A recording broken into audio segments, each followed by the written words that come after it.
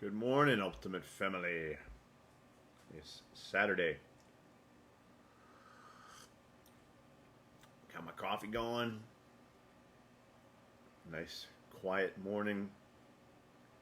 Thought I would fire up the live and talk a little bit about being. Being.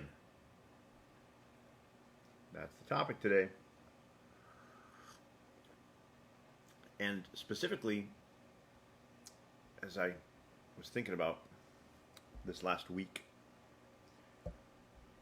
traveled out to Phoenix to work with Steve and going to the airports, on the plane, interacting with strangers, meeting up with old friends.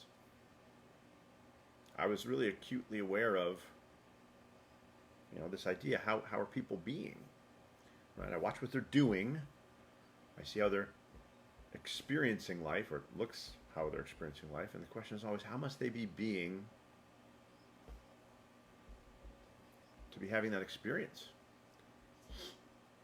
You travel through an airport, you go on a plane, you're out in the world, you see a lot of people who are, well, let's just say experiencing life less than optimally. Frustrated, stressed, aggravated.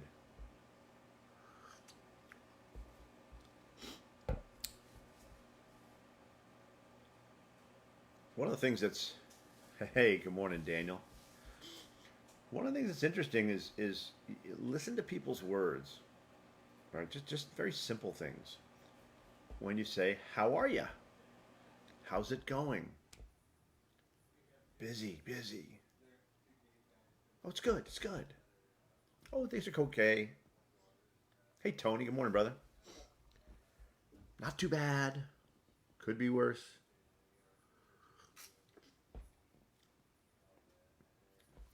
You see, they might think they're just reporting on what's going on. Well, things could be worse. What I would suggest is they're creating it. They're creating could be worse. They're creating busy. They're creating, run around, real busy, but busy's good. They're creating it. They're perpetuating it. I had the chance to catch up this week with somebody I hadn't. Well,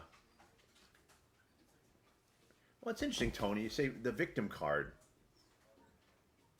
Victim card's pretty powerful. We should talk about that at some point, right? But I had the chance to catch up with somebody I hadn't seen in a long time, an old friend, and catching up with folks, or even meeting up with people that I haven't. My dog's spazzing out for some reason. Even meeting up with people that I'd like to catch up with. You kind of do the update, right? So how's life? What's going on? We go through work, we go through life, we go through health, we go through kids. You hit all the agenda items. I can, if you take this thing off, I can hold him. Jax is going to make an appearance today, so that's exciting for everybody. Oh, look who's here! Oh, there he is, Jax the Wonder Dog. Hi, babe. Okay, he gets a little excited. And it's always funny because my updates, like the answer to how is it going, are really, really short. Let's see. Things with Luis are incredible. We're living in this beautiful place in Florida. We love it. My sons are doing amazing. Work is absolutely incredible. The clients I'm working with are powerful. I'm having so much fun. Right? Because it's the updates. It's not like, let's dig into anything. It's just the updates. And that's like it. Like, everything's awesome. And then their turn to do updates. And it always takes a lot longer. Mostly because they're telling about all the stuff that's not really working. Things they're struggling with. Are you struggling today, buddy? I think Jax is struggling. And then they drop in the phrase, well, you know how it is. Right? What kind of state of being would you have to be being such that the words, well, you know how it is, comes out of your mouth? And I'm not saying that to shame anybody or make fun of them, but truthfully, see, Jax can struggle. He's a dog. He's kind of subject to everybody else's whims and fancies. So I always think about that. Well, you know how it is. No, I don't. I don't know how it is. Matter of fact, after dinner with my friend the other night, I woke up the next morning and I was just filled with gratitude for everything in my life and the relationships in my life and the quality of my life. I sent each of my sons a voicemail message. My sons are 20, 23, and 21. And they're truly living their best lives. And I sent them both a message just to say thank you, to express my gratitude for who they are in the world, for the life they're living, for how powerfully they're creating their lives, and for the quality of our relationship, knowing that they could reach out to me that with whatever they need. There's nothing that they could come to me and say, I need this, that I would not be able to help them with, and that they are living their own lives. And with this particular parent, there was some consternation about his relationship with at least one of his kids. Like, well, he's not like, I don't know, I kind of inferred it's not where he's supposed to be. And we were just having dinner. I wasn't going to do any coaching with him, but I'm like, well, where the hell else is he going to be? He's exactly where he's supposed to be. And there's this idea that, things aren't okay. Like, they'll be okay, but, just a couple more things, a little more money or a little more progress, then they'll be okay. And that's just simply not true. You can be okay from a state of being. Right? And yes, things will occur in the world. What is it you even want? Yeah. A funny guy. He's all right. Right? It's okay.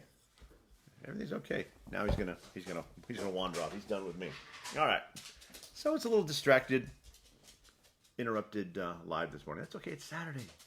Everything is okay.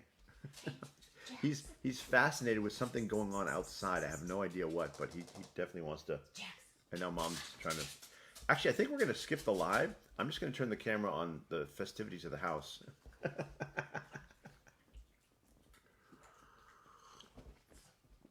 Mom's trying to distract him with treats. Anyway, I sent my boys this voicemail message just saying thank you. And letting them know how much I love them, how proud I am of them, how proud I am of them. And that is a created relationship, right? I start from a place of being, I'm proud of my sons, they're self-sufficient. Whatever they need, I'm here for them, and they don't need anything from me. They didn't have to earn that, right? And that's sort of a big difference, and it's how you can come at almost anything in life from a state of being, right? We're waiting for something out there to get to a place where we think it's supposed to be so we can acknowledge it as something when we can create it as such, whether it's our relationship with our kids or our day. I think Daniel had a comment in here. Living the dream. Somebody says, how's it going? I love that answer. I'm living the fucking dream, right? And I'm not being sarcastic. I rarely say anything other than fantastic, amazing, superb when somebody says, how's your day? Because it is an incredible day. Even if I just got T-boned in a car wreck, I'd be like, it's an amazing day. You should see the car. It's all tore up. Look at me. I'm okay. Right? And that's not just optimism or toxic positivity. That's how I choose to create it. Now, there are folks who will say, well, that's not realistic. Okay, cool. You go lead a realistic life if that's what you want to do. I want to lead an extraordinary life. I want extraordinary everywhere in my life, and I'm creating that. I'm always looking at my being to see, is the being extraordinary? Or is the being lack, want, insufficient, not enough? Yeah, it is fun having a conversation with those folks, right? Although for some, I think that's so much just how they relate to the world, right? There are a lot of people who must go through their day fighting battles, right? And I'm not saying this like to shame anybody or like they're doing something wrong, but like they see life as, here's all the hardships I overcame today.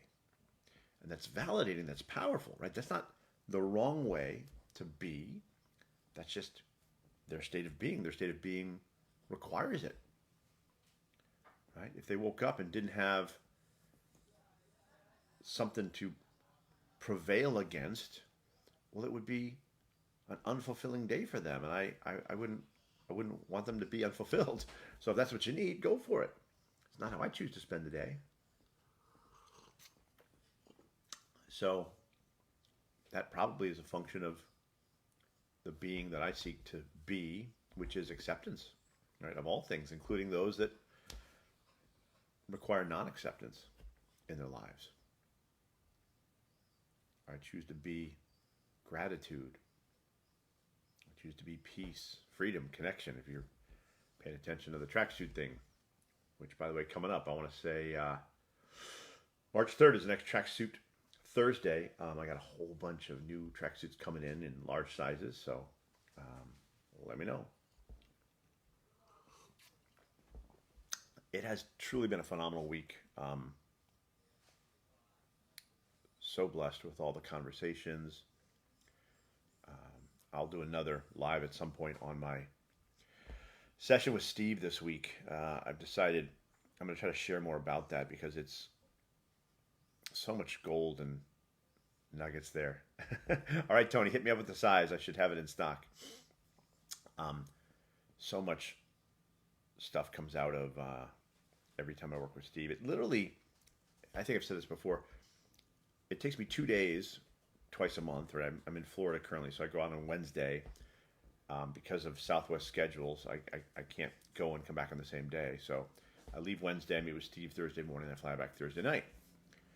And I love it. I've got so much time to get in the mode, right? I mean, this is a big investment, right, of money and also of time, but I've got so much time to prepare.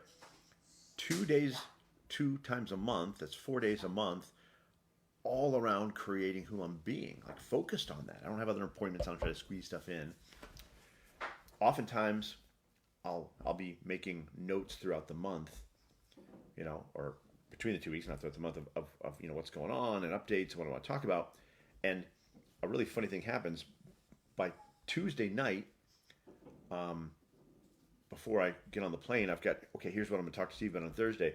By the time Wednesday's done, before I've even met with Steve, most of the stuff that I was already thinking to talk to Steve about, I've already kind of processed through or thought through or sorted out, and I've kind of uncovered another layer, right? So by the time I get to Steve's on Thursday morning, I'm like primed and ready to go. Which, I want to point this out, and this is just something that I'm committed to creating with my clients more, and I'm going to share that with you because I think there's something really, really interesting here.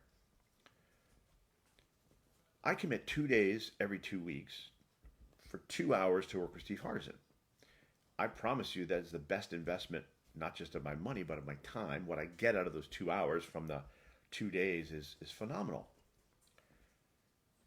Often, my clients show up 2 minutes late running from another meeting. That's absurd, right? I don't charge quite Steve Hardison rates, but it ain't cheap. And they're kind of running from another meeting. They haven't even, done their stretching or warmed up at all. So that's really interesting. So anyway, I'm stating this right now. I'm committed to having a conversation with every one of my clients saying, listen, if you're not going to block an hour before and an hour after our session, let's just skip it. It's not worth it because you're spending too much time and energy on this to not get full advantage of it. So see you, Tony. Have an awesome day, brother. Hope it's sunny where you are. Got a little clouds down here. So that's a bit of a ramble. A lot of various thoughts on a Saturday. I'm going to finish my coffee, leave you guys to your beautiful weekend. Notice where you're being gratitude, where you're being acceptance, where you're being kindness, and notice where you're not. That's a really important thing, right? We talk a lot about I'm being this, I'm being that, and we always see the good things. One of the keys to shifting your being is notice when you're being not what you want to be being, right? If I'm being impatient, I got to notice I'm being impatient and acknowledge it, right? In order to let it go. So I'm going to go attend to Jax and see what I can do to soothe his soul. Have an amazing day.